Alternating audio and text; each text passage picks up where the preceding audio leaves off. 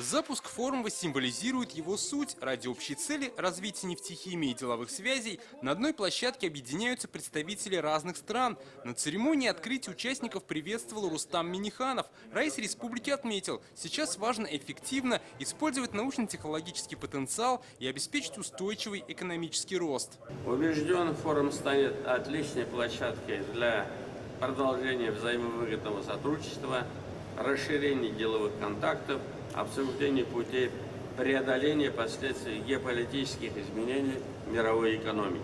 Форум посвящен году научно-технологического развития в Татарстане. На выставке представили передовые достижения нефтегазохимии. В этом году здесь впервые отдельный павильон Академии наук республики. Это уникальная разработка, аналогов в России нет, беспроводной сейсмоприемник, который работает в режиме реального времени. Рустаму Минниханову представили главные достижения наших ученых. В первую очередь это датчик утечки газа. Устройство можно использовать в ЖКХ и в автотранспорте. Проводится большая работа, в первую очередь то, что связано с нефтегазовой отраслью, исследования отдельно выстроены отношения с КАМАЗом, в первую очередь по датчикам. Это высокоинтеллектуальная верхнеприводная мешалка. Эта подмосковная компания уже отмечена дипломом форума за разработку линейки отечественного импортозамещающего оборудования для лабораторий. Задача была нетривиальная, так как нужно было создать инженерную конструкторскую школу, запустить логистические цепочки по поставке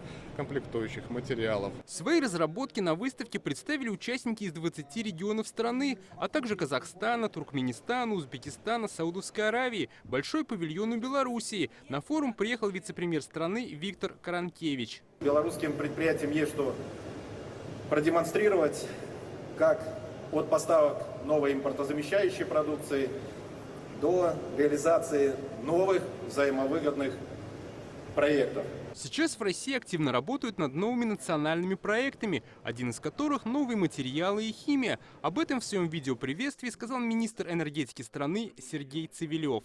За годы своей работы Татарстанский форум стал одной из крупнейших международных площадок для обмена профессиональным опытом между специалистами отрасли и поиска ответов на текущие вызовы. Как отметил Рустам Минниханов, нефтехимия – базовая отрасль экономики Татарстана. Республика ежегодно добывает 35 миллионов тонн нефти, и 23 из которых перерабатывает. Для развития нужно внедрять современные технологии и готовить кадры. А современные технологии, они связаны с поддержкой государства, чтобы мы их поддерживали. А самое главное в процессе – это люди. Вот передовые инженерные школы, мы даже с коллегами с Узбекистана обсудили, что в этом направлении тоже мы можем совместно сотрудничать. В последние годы такие возможности появились, и идет серьезное реформирование высшей школы. Не просто образовательное, а создание таких инженерных школ. Татарстанский нефтегазохимический форум будет идти еще 2 дня. Состоится целая серия мероприятий. Это и научные конференции, деловые встречи, и молодежный экологический квиз. Все дни форума будет работать международная выставка достижений нефти, газа, химии. Дмитрий Аринин, Адель Миндубаев, ТНВ, Казань.